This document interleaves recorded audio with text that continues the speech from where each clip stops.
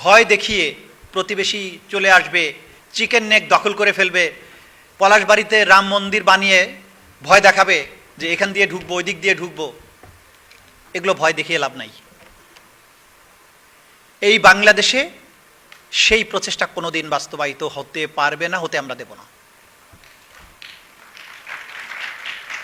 আমরা এই জুলাইয়ের লিটারেচারের পাশাপাশি আমরা চাই যে জেনারেশন জুলাই বিপ্লব করেছে তাদের মধ্যে থেকে এমন সব ব্যক্তি বেরিয়ে আসুক যারা টার্কির সেলজুক বাইরাক্তারের মতো ড্রোন টেকনোলজিতে বাংলাদেশকে অনন্য উচ্চতায় পৌঁছে দেবে, মিসাইল টেকনোলজিতে বাংলাদেশকে এমন পর্যায়ে পৌঁছে দেবে যে বাংলাদেশের একটা মিসাইলের ভয়ে বাংলাদেশের আশেপাশে কয়েক হাজার কিলোমিটার থেকে কেউ বাংলাদেশ থেকে চোখ তুলে তাকানোর দুঃসাহস করবে না।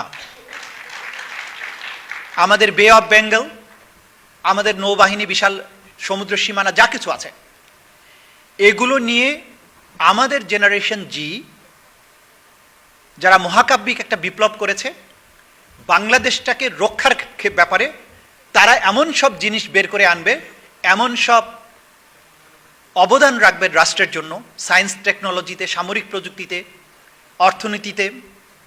বাংলাদেশ আজকে যে অবস্থায় আছে, আমাদের গার্মেন্টস ইন্ডাস্ট্রি নির্ভর যে অর্থনীতি, সেটার থেকে বাংলাদেশকে বের করে নিয়ে আসার কি পদ্ধতি আছে, এইটাই জেনারেশন জির পক্ষেই বের করা সম্ভব। পুরনো ধাঁচের যারা চিন্তা করে তারা কখনো পুরনো বৃত্ত থেকে বের হতে পারে না। যারা বৃত্ত ভাঙার সাহস দেখায় তাদের পক্ষে এটা সম্ভব। সুতরাং 56,000 বর্গমাইল যে শুধুমাত্র আমাদের ভৌগোলিক সীমারেখা নয়, যেটা প্রফেসর ইউনূস সাহেব বারবার বলতেন যে আমাদের বিশাল সমুদ্র সীমা, এটা আমাদের আভ্যন্তরীণ ভূখণ্ড যেটা, সেটার অংশ। বাংলাদেশ বৃহৎ ক্যানভাসে আমাদেরকে কল্পনা করতে হবে।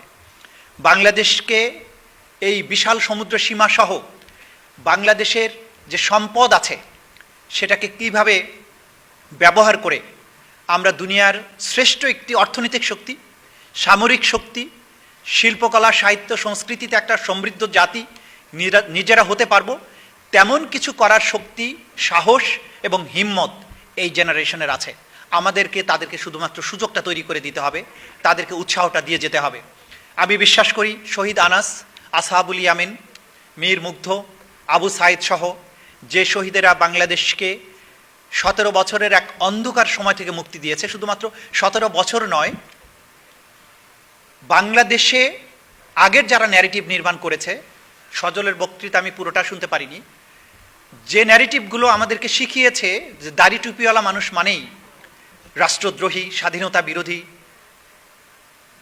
যারা আমাদের জাতিসত্তার শক্তির যে জায়গাগুলো সেগুলোকে প্রশ্নবিদ্ধ করে সাংস্কৃতিক বয়ান নির্মাণের চেষ্টা করেছে, জুলাই বিপ্লব কিন্তু সেই প্রচেষ্টাগুলোকেও পরাজিত করেছে। সুতরাং আমাদের উসমান হাদি সহ এই বিপ্লবের সৈনিকেরা শুধুমাত্র রাষ্ট্র ক্ষমতার একটা পরিবর্তন করেছেন বিপ্লবের মাধ্যমে তা নয়, তারা একটি সাংস্কৃতিক বিপ্লবও করেছেন। আমাদের আত্মবিশ্বাসের দিগন্তকে উন্মোচন করেছেন। যারা আমাদেরকে ছোট করে দেখতে শিখিয়েছিল গোটা দুনিয়াকে, তাদের লেন্স দিয়ে আমাদেরকে দেশদ্রোহী, স্বাধীনতা বিরোধী, আমাদের অসংস্কৃত মনা, এইভাবে তাদের লেন্স দিয়ে দেখিয়ে গোটা দুনিয়ার কাছে প্রতিষ্ঠিত করার চেষ্টা করেছিল বাংলাদেশকে। সেই লেন্স ভেঙে দিয়ে আজকে দুনিয়াকে আমাদের জুলাইয়ের লেন্স দিয়ে দেখতে সুযোগ তৈরি করে দিয়েছে। এটা ছিল একটা কমপ্লিট সাংস্কৃতিক বিপ্লব। এইটাকে সাস্টেইনেবল করা, এইটাকে ধরে রাখার জন্য যে কাজ, সেগুলো আজকের ওয়ার্কশপ থেকে সারাদিন আমরা, বা সারাদিন না হলে অর্ধেক দিন ধরে আমরা এটা শুনছি, সেটা আমরা বাস্তবায়ন করার চেষ্টা করব। যে জাতি এইভাবে রক্ত দিতে পারে, যেই জাতি ছোট্ট দুটো ওয়ার্ডের মধ্য দিয়ে ওসমান হাদির মতো একটা ন্যারেটিভ নির্মাণ করতে পারে, তাদেরকে দুনিয়ার কেউ হারাতে পারবে না, এটা আমরা দৃঢ়ভাবে বিশ্বাস করি। আজকে রেভুলেশনস ওয়াচকে ধন্যবাদ। যে সংগ্রাম তারা শুরু করেছেন, যে প্রচেষ্টা, এটা অব্যাহত থাকা দরকার। আজকে যেমন লিটারেচার নিয়ে কথা হয়েছে, আগামীতে অন্য কোনো বিষয় নিয়ে ওয়ার্কশপ হবে।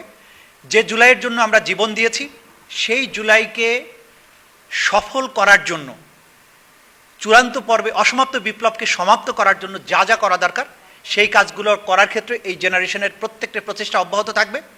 আগামীর বাংলাদেশকে আমরা বিশ্বের দরবারে সর্বোচ্চ আসনে আমরা দেখব, সেই দিন দেখার অপেক্ষায় আজকে সবাইকে ধন্যবাদ জানিয়ে, শুভেচ্ছা জানিয়ে আমার কথা শেষ করছি। খোদা হাফেজ। বাংলাদেশ জিন্দাবাদ।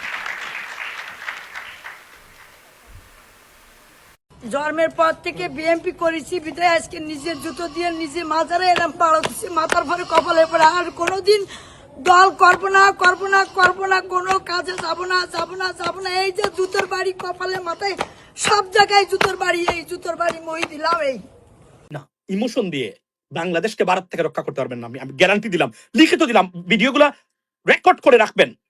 ইমোশন দিয়ে বাংলাদেশকে কখনো রক্ষা করতে পারবেন না ভারতীয় ডেঞ্জারাস আগ্রাসন থেকে। প্রতিদিন মানে সীমান্তের অপার থেকে হুমকি দেয়, দেশ দখল করে নেবে। পৃথিবীর কোথাও এমন ঘটনা ঘটেছে কিনা দেখেন। জোর করে দুইটা দেশের সাথে আন্তঃরাষ্ট্রীয় সম্পর্ক থাকার পরেও মানুষ জোর করে বাংলাদেশে ঢুকিয়ে দেয়। পৃথিবীর কোথাও এমন ঘটনা ঘটেছে আপনি জানেন? পৃথিবীর কোথাও এমন ঘটনা ঘটেছে কিনা আমাকে বলেন আপনারা। ইম্পসিবল, মানে দেশই মনে করে না তারা, ঢুকাই দিব। আবার নাকি সম্পর্ক আছে, আবার আবার তার ambassador high commissioner, ambassador not ambassador high commissioner এসে বলছে আমি সব মানুষের সাথে, এদেশেরও 20 কোটি মানে আপনার এই 20 কোটি মানুষের সাথে কাজ করতে চাই। You cannot say that, that's prohibited, because there is no friendship between the person, between of two countries. It has to be country by country. Yes, it is individual, right? বলে দিচ্ছে আমরা প্রতিবাদ করতে পারি নাই। কেন করতে পারি নাই? ভারতীয় দাদারা বারবার বুঝাচ্ছি, they have no influence. We are their market, not they are our market. Guys, wake up. এই মুহূর্তে সবাইকে শান্ত থাকার আহ্বান জানাচ্ছি, এই কারণে যে 2002 সালে যখন জননেত্রী বেগম খালেদা জিয়া তিনি যখন চীন সফরে গিয়েছিলেন, তখন কিন্তু এই বাংলাদেশের বিভিন্ন জেলাতে বোমা বিস্ফোরণ ঘটানো হয়েছিল, যাতে খালেদা জিয়া সফল হয়ে ফিরে আসতে না পারেন। এবং সত্যি খালেদা জিয়া কিন্তু তার সেই যে প্ল্যান ছিল, মিশন ছিল, সেটাকে রেখে সে দেশে ফিরে আসতে বাধ্য হয়েছিল, দেশকে স্থিতিশীল করে গড়ে তুলতে। ঠিক একই রকমের ভাবে একই ওয়েতে কিন্তু এই মুহূর্তে আমাদের প্রধানমন্ত্রী তারেক রহমান চীন এবং মালয়েশিয়ার সফরে গিয়েছেন। এই সময় কিন্তু চারপাশে অনেক রকমের অরাজকতা তৈরি করা হবে পরিকল্পিতভাবে। এবং একইভাবে কিন্তু আপনারা দেখতে পাচ্ছেন এই যে চৈতালি চক্রবর্তী যে কথাগুলো বলেছে, এটা কিন্তু সেগুলোরই একটি অংশ, সেই ষড়যন্ত্রেরই একটি অংশ, অরাজকতা তৈরির একটি অংশ। চারপাশে দেখতে পাচ্ছেন বিভিন্ন জায়গাতে ছাত্রলীগের নেতারা যে মিছিল মিটিং বের করতেছে এবং হুমকি ধামকি দিতেছে এবং বিশৃঙ্খলা সৃষ্টি করতেছে। কারণ হচ্ছে গিয়ে পুলিশকে পর্যন্ত হুমকি দিতেছে, কারণ তারা চাচ্ছে কোনো না কোনোভাবে এই বাংলাদেশটাকে উত্তাল করে তুলতে এবং সবাইকে খেপিয়ে তুলতে, জুলাই আন্দোলনকারীদেরকে খেপিয়ে তুলতে, যাতে করে আসলে আমাদের মাননীয় প্রধানমন্ত্রী সুস্থভাবে ওইখানে বসে কাজ করতে না পারেন, যে উদ্দেশ্যে গিয়েছেন সে উদ্দেশ্য সফল করতে না পারেন, বরং বিশ্বের দরবারে যেন তিনি একজন ব্যর্থ সরকার পরিণত হন, বাংলাদেশ যেন ক্ষতিগ্রস্ত হয়। আপনারা নিশ্চয়ই জানেন ভারতীয় দালালরা যারা বাংলাদেশের মধ্যে যে বাংলাদেশি ভারতীয়রা রয়েছে, তারা হচ্ছে ওতপ্রোতভাবে এই ষড়যন্ত্রের সাথে জড়িত থাকে সবসময়, এবং তারাই সহযোগিতা করে যাতে আসলে এই বাংলাদেশটা কখনোই একটা সুন্দর দেশ হিসেবে বিশ্বের দরবারে প্রতিষ্ঠিত হতে না পারে। সুতরাং এই মুহূর্তে আরও অনেক দুর্ঘটনা ঘটতে পারে, চারদিকে অনেক উত্তাল ঘটনা ঘটাবে ওরা। তাই সবাই শান্ত মাথায়, নিজেদের মাথা ঠান্ডা রাখতে হবে, অন্যদেরকেও ঠান্ডা করতে হবে, সবাইকে চুপচাপ থাকতে হবে। কিন্তু যারা তীব্র অন্যায়ের সাথে জড়িত, যারা বিশৃঙ্খলা তৈরি করবে, রাস্তাঘাটে যারা নৈরাজ্য সৃষ্টি করতেছে এবং যারা হুমকি ধামকি দিতেছে, এদেরকে অবশ্যই আইনের আওতায় আনার জন্য স্বরাষ্ট্রমন্ত্রীকে বিশেষভাবে অনুরোধ করতেছি। তবে এইটুকুন সম্ভব যে আমাদের দেশ থেকে 2 জন বাংলাদেশি ভিকটিমকে তারা ভারতের কাছে হস্তান্তর করেছে, এবং বোঝা গেল যে তার বাংলাদেশ এবং ভারত জুড়ে তার এই কিলিং মিশনটার নেটওয়ার্কটা ছিল বাংলাদেশ এবং ভারত জুড়ে, এবং তিনি সেই প্রক্রিয়ায় নানান প্রক্রিয়ায় তিনি হত্যাকাণ্ডটা সংগঠিত করতেন। দেখেন, নদীতে যেভাবে ফেলা হতো বলে সাক্ষী বলেছে, সেখানে বলছে যে আস্ত সিমেন্টের বস্তা নিয়ে যাওয়া হতো, আসামিদেরকে নিয়ে যাওয়া হতো, একটা বস্তার সাথে একজন আসামিকে শোয়ানো হতো, সেই বস্তার উপরে সেটার উপরে আবার একটি বস্তা রাখা হতো, সেই বস্তাটার উপরে আবার আরেকজন আসামিকে রাখা হতো, সবগুলাকে একটা রশি দিয়ে বাঁধা হতো, প্রত্যেকের মাথার মধ্যে পিস্তল ঠেকিয়ে গুলি করা হতো। একটি বর্ণনায় এসছে যে উনি যখন একজন আসামিকে গুলি করেন মাথায় ঠেকিয়ে, এই ভিকটিমের মাথায় অনেক চুল ছিল, এবং সেটা যেহেতু কন্ট্যাক্ট শট ছিল, মানে মাথা পিস্তল ঠেকিয়ে যেহেতু গুলি করেছে, আপনারা জানেন যে কন্ট্যাক্ট শট হইলে সেই জায়গাটা ঝলসে যায়, সেই জায়গাটা পুড়ে যায়। কন্ট্যাক্ট শট হওয়ার কারণে সম্ভবত আগুন ধরে গিয়েছে, এবং সেটাও বলছে যে তার লম্বা চুল হওয়ার কারণে, কন্ট্যাক্ট শট হওয়ার কারণে সেখানে আগুন ধরে, ওই চুলে আগুন ধরে গিয়েছিল, এবং আশেপাশে যেসব লোকজন আছে তারা তখন এটা দেখে হাসাহাসিও করেছে। এবং আজকে আসামি এই সমস্ত সাক্ষী সময় তিনি নিজেও খুব উৎফুল্ল ছিলেন, তার কাছে কোনো অনুতপ্ত মনে হয়নি। তিনি বেশ উপভোগ করছিলেন যে তার এই কুকর্মের যখন বর্ণনা সাক্ষী দিচ্ছিলেন, তারই রানার তিনি যখন এই সাক্ষীর সাক্ষ্য দিচ্ছিলেন, তখন কাঠগড়া থেকে আসামি জিয়াউল হাসান বেশ উৎফুল্ল ভরে তিনি এগুলো উপভোগ করছিলেন, হাসছিলেন, কখনো কখনো দাঁড়াচ্ছিলেন। এই যে মানে তার যে উদ্ধত্তপূর্ণ যে আচরণ, তাতে মনে হয় যে তিনি কত নৃশংসভাবে এই মানুষগুলোকে তিনি খুন করতেন। এবং সাক্ষী এইটাও বলেছে যে বিভিন্ন ডাকাতির অপারেশনের নামে সাজানো নাটক দিয়ে মানুষগুলোকে তিনি খুন করেছেন। অপারেশন রেবেল হান্ট সম্পর্কে বলেছে যে বিডিআর হত্যাকাণ্ডের পর তিনি বিভিন্ন বিডিআর সদস্যদেরকে ধরে আনতেন এবং ধরে এনে তাকে বিভিন্ন বিশেষ প্রক্রিয়ায় 2টা পদ্ধতিতে তিনি হত্যা করেছেন বলে বলছেন। একটা প্রক্রিয়ার কথা তিনি বলেছেন যে ইনজেকশন পুশ করে হত্যা করেছে, আরেকটা হচ্ছে গুলি করে নদীতে ফেলে দিতেন। এই 2 প্রক্রিয়ায় প্রায় 10 থেকে 12 জন বিডিআর সদস্যকে ধরে ধরে এনে তিনি হত্যা করেছেন, এই কথা বলেছেন। সেটা জাফলংয়ে বলেছে যে একটা অপারেশনের কথা বলেছে যে তিনি এই যে আজকের সাক্ষী সহ আরও কয়েকজন আরও কয়েকজন আর্মি কর্মকর্তা তাদেরকে নিয়ে 2 জন আসামি সহ জাফলংয়ে যায়। জাফলংয়ে যাওয়ার পরে ভারত থেকে সিভিল পোশাকে আরও 2 জন আসামিকে নিয়ে তারা আসে। ভারত থেকে যে 2 জন আসামি তাদেরকে সেই 2 জনকে হস্তান্তর করে, আর জিয়াউল হাসান যে 2 জনকে নিয়ে যায় সেই 2 জনকে ভারতের কাছে হস্তান্তর করে দেয়। এবং হস্তান্তরকৃত যে ভারত থেকে যে 2 জন আসামিকে আনা হয় তাদেরকেও রাস্তায় গুলি করে হত্যা করা হয়। না, তাদের ভিকটিমদের অনেকেরই পরিচয় আমরা এখনো জানতে পারিনি। এইটা জয়েন্ট অপারেশন না, এইটা হতে পারে যে ভারতের যারাই আছে, পারপেট্রেটর যারা আছে, জিয়াউল হাসানের অনুসারী কোনো ব্যক্তিবর্গ ওখানে থাকতে পারে, সেটি কোনো দলের লোক হতে পারে অথবা কোনো বাহিনীর মানুষ হতে পারে, অথবা তিনি যে মিশনটা সাকসেসফুল করতেন তার হয়তো যে নেটওয়ার্কটা, সেই নেটওয়ার্কটা হয়তো ভারত পর্যন্ত থাকতে পারে। এবং সেই কারণে ভারত থেকে যে সিভিল পোশাকে যে 2 জন ব্যক্তিকে নিয়ে আসলো, তারা কি ভারতের নাগরিক অথবা বাংলাদেশের নাগরিক সেটা কিন্তু আইডেন্টিফিকেশন সম্ভব হয়নি। তবে এইটুকুন সম্ভব যে আমাদের দেশ থেকে 2 জন বাংলাদেশি ভিকটিমকে তারা ভারতের কাছে হস্তান্তর করেছে এবং বোঝা গেল যে তার বাংলাদেশ এবং ভারত জুড়ে তার এই কিলিং মিশনটার নেটওয়ার্কটা ছিল বাংলাদেশ এবং ভারত জুড়ে, এবং তিনি সেই প্রক্রিয়ায় নানান প্রক্রিয়ায় তিনি হত্যাকাণ্ডটা সংগঠিত করতেন। নগদ নিয়ে এলো হার না মানা হার অফার। সর্বনিম্ন 10,000 টাকা রেমিটেন্স নগদে পাঠালে থাকছে স্বর্ণের হার জেতার সুযোগ। এই সাক্ষী আরও যেটা বলেছে যে তিনি অনেকগুলো ঘটনার সাক্ষী। সেই একটা ঘটনার কথা তিনি বলেছেন যে একজন আসামিকে একবার এই জিয়াউল হাসান মাইক্রোবাস করে নিয়ে গিয়ে রেল লাইনের উপরে শোয়াই দেয়। কিছুক্ষণ পরে একটা রেলগাড়ি যায় এবং সেখান থেকে তার ভাগ্য যা ঘটার সেটা ঘটেছে।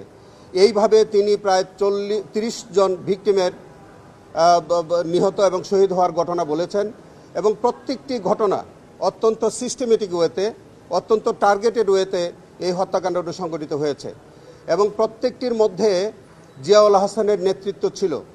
আপনারা আমাদের বলতে দ্বিধা নাই, এই জিয়াউল হাসান আজকে কোর্টে উনি উপস্থিত থেকে এই সমস্ত সাক্ষ্যটা শুনেছেন, আর যতক্ষণ তিনি শুনেছেন ততক্ষণ পর্যন্ত তিনি হাসছিলেন, দাঁত খিলিয়ে খিলিয়ে তিনি হাসছিলেন। অত্যন্ত দুঃখজনক, তিনি যে কতটা কুখ্যাত এবং তিনি যে কিভাবে মানুষ খুন করতে পারেন তার আজকে বডি ল্যাঙ্গুয়েজ থেকে সেটার প্রমাণিত হয়েছে। এবং আপনারা আজকে 3টার সময় আবার অবশিষ্ট সাক্ষী হবে। আমরা আশা করি যে এই সাক্ষীর মুখ থেকে আরও কতজন ভিকটিম এইভাবে নির্মম হত্যাকাণ্ডের শিকার হয়েছে হয়তো এই সাক্ষীর মুখ থেকে বেরিয়ে আসবে। দেখেন, আমাদের এই সাক্ষীর মুখ থেকে আরও যাদের নাম এসেছে তাদের বিরুদ্ধে আলাদা আলাদা প্রসিডিং আছে। আমরা জয়েন্টলি অথবা সেপারেটলি বিচার করার আইনগত সুযোগ আছে। তিনি এই সাক্ষী যে নিজে উপস্থিত থেকে যে ঘটনার বর্ণনা দিয়েছেন সবগুলোর মধ্যেই তার ভূমিকা হলো তিনি জিয়াউল হাসানের নির্দেশে তিনি ওই ভিকটিমগুলোকে লাশগুলো ডিসপোজাল করেছেন। তো সেই কারণে এই সাক্ষীকে আমরা অ্যাকমপ্লিস উইটনেস হিসেবে আমরা ট্রাইব্যুনালে হাজির করেছি। একজন অ্যাকমপ্লিস উইটনেসকে ট্রাইব্যুনালে সাক্ষী হিসেবে নেওয়ার আইনগত সুযোগ আছে।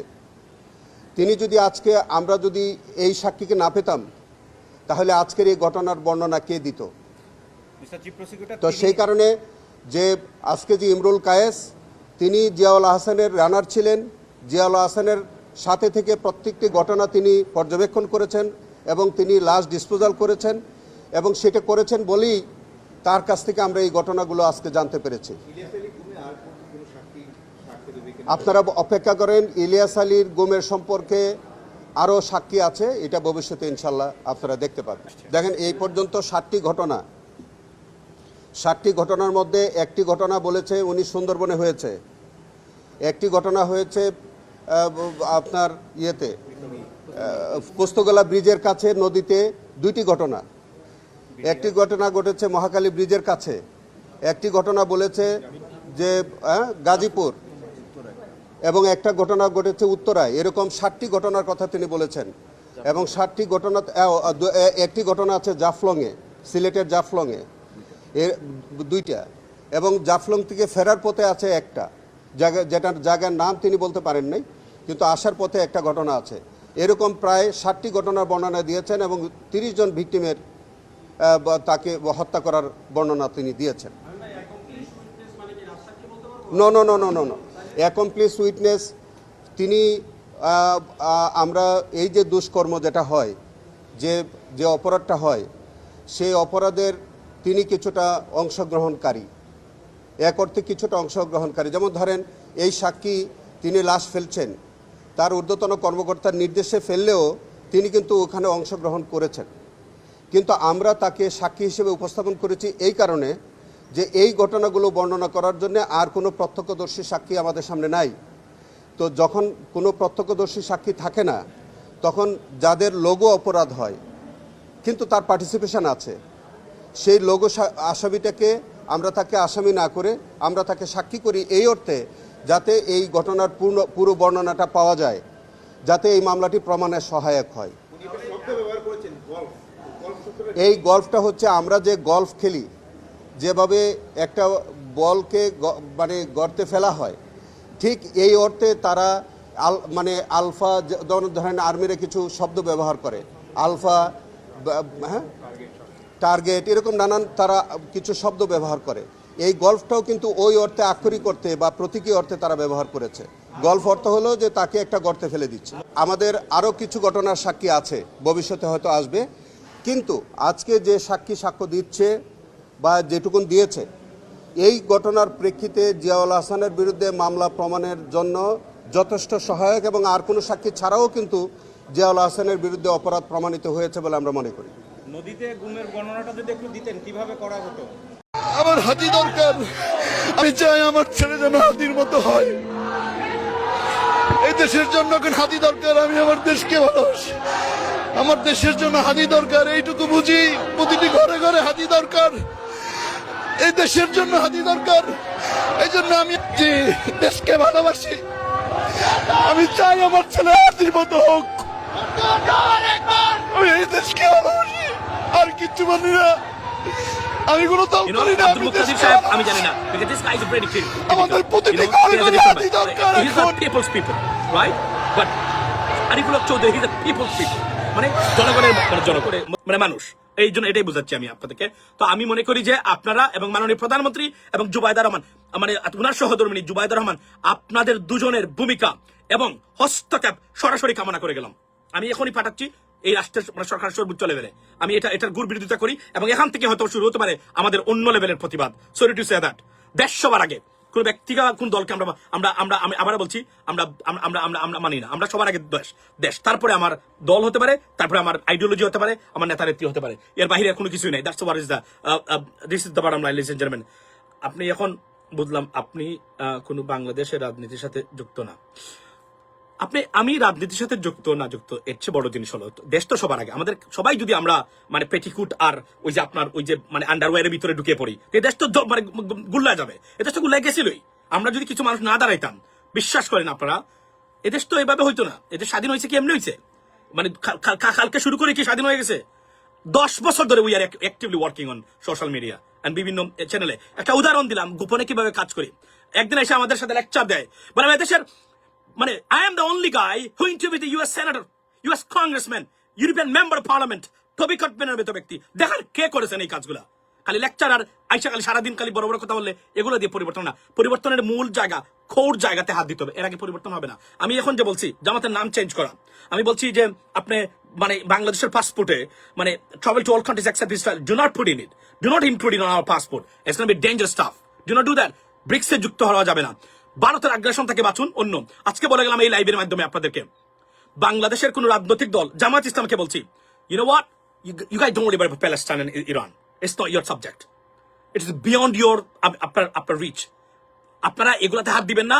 ভারতকে কিভাবে ট্যাকল করা যায় দেশ রক্ষার্থে, দেশের স্বাধীনতা সার্বভৌমত্ব রক্ষার্থে এখানে মনোযোগী দেন। আননেসেসারি আপনারা মানে নিজের কৃতিত্ব আর চিপ নেতৃত্ব দেখাতে গিয়ে এইগুলো নিয়ে আপনারা ব্যস্ত হয়ে থাকেন, কিছু করতে পারবেন না, বরং দেশটাকে আরো বিপদে ফেলবেন। অলরেডি আপনারা জামায়াতের কারণে, জামায়াতের কয়েকটা মানে অ্যাক্টিভিটিসের কারণে বাংলাদেশ বিপদগ্রস্ত ইতিমধ্যেই। সরি টু সে দ্যাট, এটা বলতে বাধ্য হলাম আজকে, এর কোনো বিকল্প নাই। Stupid politics, Jamaat is not a corrupted political party, but stupid politics তারা করেছেন, কয়েকটা কাজ করেছেন। আমি আমি আমি নিষেধ দিয়েছিলাম আপনারা প্যালেস্টাইনের পক্ষে এখানে বাংলাদেশে কোনো সমাবেশ করার দরকার নাই। মিজানুর রহমান আজহারি, বাপ রে বাপ, উনি মালয়েশিয়া থেকে চলে আসছে, আইসা কি বক্তব্য দিয়া উনি জয় করে ফেলছে, জয় করেছেন কি মানে Israeli ambassador to India statement দিচ্ছে, দেখেছেন? This is not the end of the game, this is the beginning. আমরা একটা অভিশপ্ত একটা রাষ্ট্র আমাদের চতুর্দিন দিকে, একেই মোকাবেলা করতে আমাদের রাজনীতিবিদরা এখন রেডি না। আপনারা আরে একটা বড় গোষ্ঠীকে আপনারা মানে তৃতীয় বাংলাদেশের বিরুদ্ধে লাগিয়ে দিলেন, পারবেন এগুলো মোকাবেলা করতে? পারবেন? ক্ষমতা আছে আপনাদের? রাজনীতি বুঝেন আগে। আমার অনেক ভুল ভাঙছে বিভিন্ন বিষয়, বিশেষ করে জামাতের ইন্টারন্যাশনাল পলিটিক্সের বুঝার ক্ষেত্রে তারা এখনো শিশু, child. Yes, there child to understand international global affairs. আমি এটা মনে মনে বিশ্বাস করি, এবং তারা বিপদ এবং করে ফেলছেন। কি দরকার আছে? এই দেখুন সাদুক কায়েম, সে গেছে ইংল্যান্ডে প্যালেস্টাইনের কাফায়। Why do have to do that? You don't need to do that. You went over there to represent Bangladesh. বুঝা যায় যে এই মাত্র সে প্যালেস্টাইনকে স্বাধীন করে আসছে। বারবার বলছি এগুলো ভারত ইউজ করে আমাদের বিরুদ্ধে। যা বলেছিলাম দেখেন, পাইছেন সব। এই যে স্টেটমেন্টটা উনি দিয়েছেন, এটা কি মনে করেন এখানে ইস্যু শেষ? নাও, আমি বলছিলাম উনাদেরকে এটলিস্ট আমাদের বিরুদ্ধে টার্গেটে পরিণত করবেন না, কারণ আমরা টেকল করার ক্ষমতা নাই। দে আর সিরিয়াস পাওয়ারফুল। বিভিন্ন ভাবে তারা আমাদেরকে ডিস্টার্ব করবে, ভারতকে সুযোগ সুবিধা দিবে, ভারত এটাকে ইউজ করবে। ভারত এই কাজটাই চেয়েছিল। ভারতে প্ররোচনা দিছে পাসপোর্টে ইসরায়েল মানে travel to all countries except Israel, এটা অন্তর্ভুক্ত করুন আপনারা। এটা আবার তাদের কাছে লাগাইছে। দেখেন, ব্রিক্সে অন্তর্ভুক্ত করে আমেরিকাতে বলছে বাংলাদেশও ব্রিক্সে যাচ্ছে। দেখেন আপনি, এই কাজগুলা সব করায় ভারত।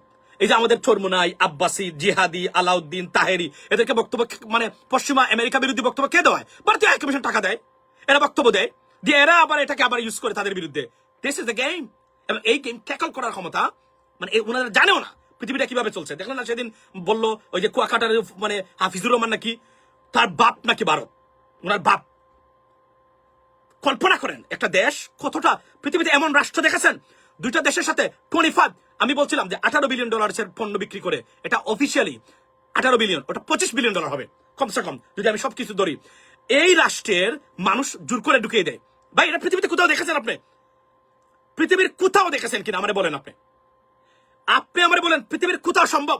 দুইটা দেশের সম্পর্ক আছে, আন্তঃরাষ্ট্রীয় সম্পর্ক, এর ভিতরে মানুষ জোর করে ঢুকাই দেয়, বলে যে রাতে ঢুকাই দিই আমরা, রাতে বিএসএফ থাকে না আমরা, এগুলো কোথায় সম্ভব? তারা মনে করে এই সরকার দুর্বল, এর জন্য এই কাজগুলো করে। That is a problem. যদিও অনেক পররাষ্ট্রনীতি বিষয়ে অনেক সঠিক সিদ্ধান্ত সরকার নিচ্ছেন, that's what it is. But একটা জিনিস কি, আমাদের নিষিদ্ধ করা উচিত বাংলাদেশের কোনো রাজনৈতিক দল মানে এই ইন্টারন্যাশনাল অ্যাফেয়ার্স যেগুলো আমাদের হাতে না, যেগুলো ভারত আমাদের বিরুদ্ধে ইউজ করবে, এগুলো আমরা বলবো। আমি রহমান মাসুম টাইমস স্কোয়ারে যদি ফ্রি প্যালেস্টাইন ধরে আমি বসি, ওইটা সারা জামায়াত ইসলামে যদি মিছিল করে তার চেয়ে বেশি গুরুত্বপূর্ণ, because of my position and the place.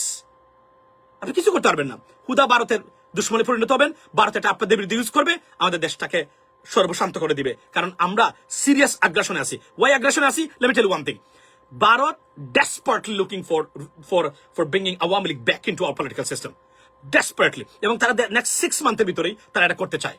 এটা কেন করতে চায়? বিকজ তাদের দাস লাগে, তাদের সরাসরি মানে ভারতীয় দাসী লাগে, বাংলাদেশের রাজনীতিতে দাস লাগে, দাসী লাগে, এগুলো তো নাই এখন।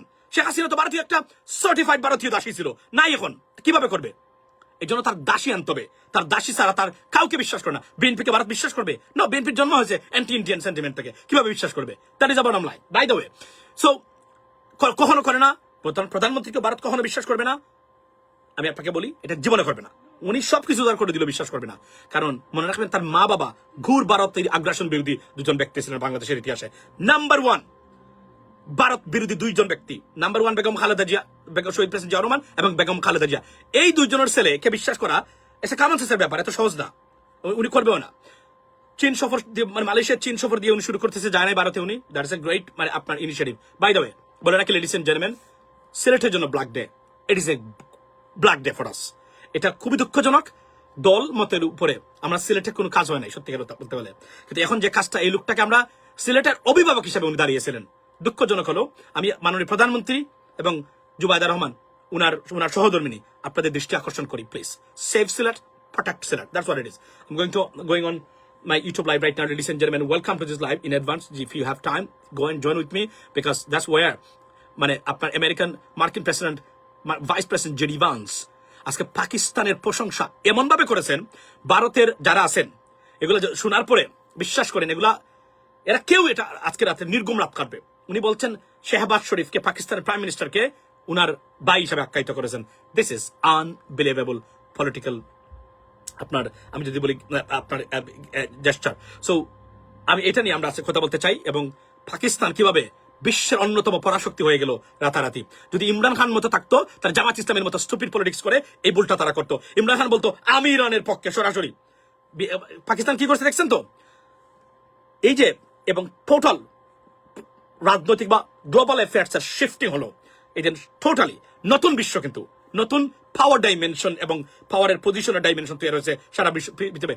এবং Israeli prime minister Benjamin Netanyahu উনি দুষ্টেছেন যে এই যে খান মন্ত্র, প্রেসিডেন্ট ট্রাম্প এবং আমেরিকানদের, মানে বিশেষ করে ভাইস প্রেসিডেন্ট, সবার আগে উনি বলেছেন যে পাকিস্তানের এই কাজটা করেছে, আমাদের বিরুদ্ধে খান মন্ত্র দিয়ে নষ্ট করেছে এদেরকে। এবং এটা একটা নজিরবিহীন ঘটনা এখন যা বিশ্বে চলছে, বিশেষ করে in terms of United States and Israel. মুসলমানদের সঙ্গে কুত্তার মতো ব্যবহার করতে হবে, মুসলমানদের সঙ্গে কুত্তার মতো করে রেখে হবে মুসলমানদের। আর সেই সঙ্গে সঙ্গে বলবো, আপনারা হিন্দু সংগতি করুন, হিন্দু সংগতি ছাড়া অন্য কোন সংগঠনে যাবেন না। বিদেশের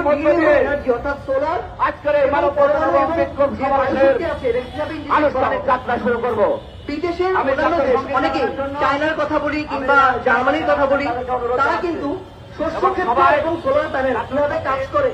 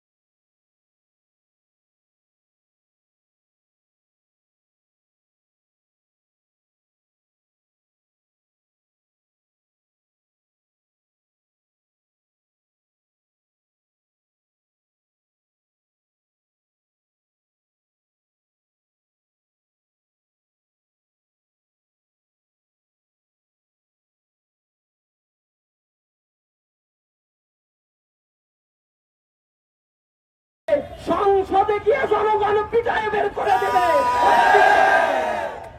বড় বড় কথা বলে সালাউদ্দিন শেখ, পরিণতির জন্য অপেক্ষা করো, 5 বছরের টিকে থাকতে পারবো না।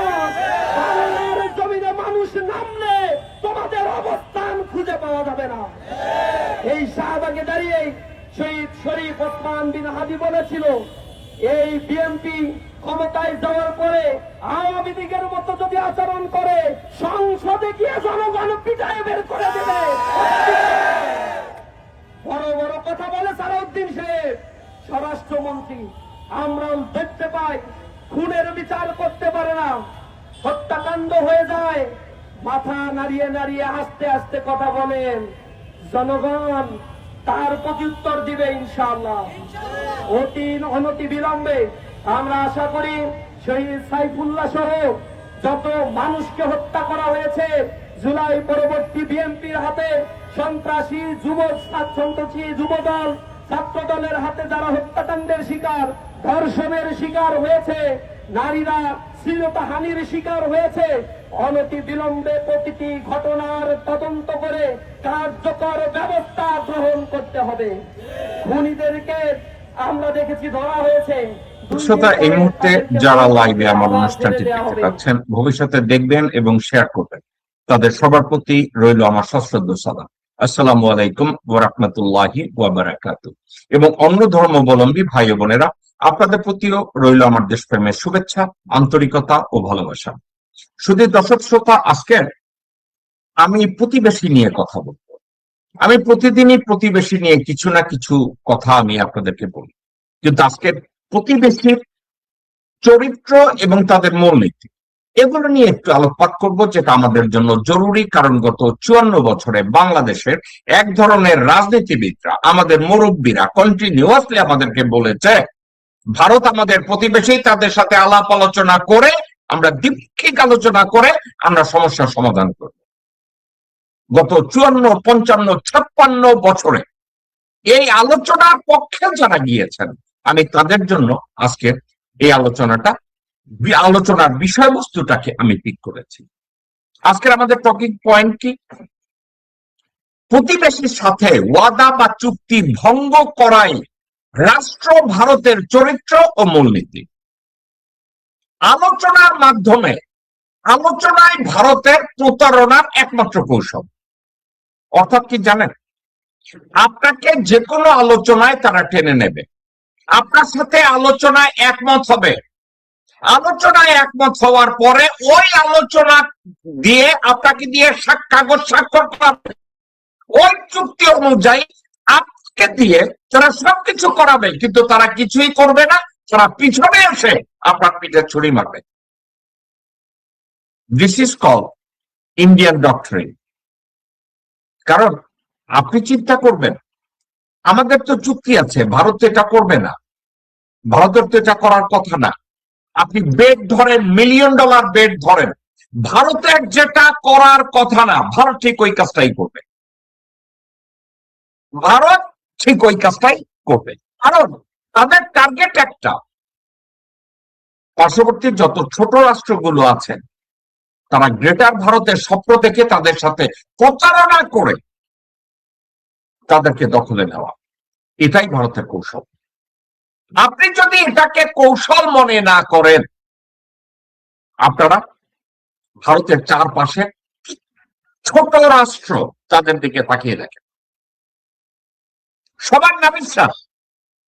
আর আমার দেশের লোকজনরা, আমার দেশের এক শ্রেণীর রাজনীতিবিদরা, আমার দেশের এক শ্রেণীর আমলারা, আমার দেশের এক শ্রেণীর আবাল বৃদ্ধা বনিতা গ্রামে গঞ্জে চায়ের দোকানে বসে এখনো মনে করে আমরা বাল যুদ্ধ করেছি এবং এই বাল যুদ্ধের জন্য ভারতের সাথে আলোচনা করে আমরা সমস্যার সমাধান করব।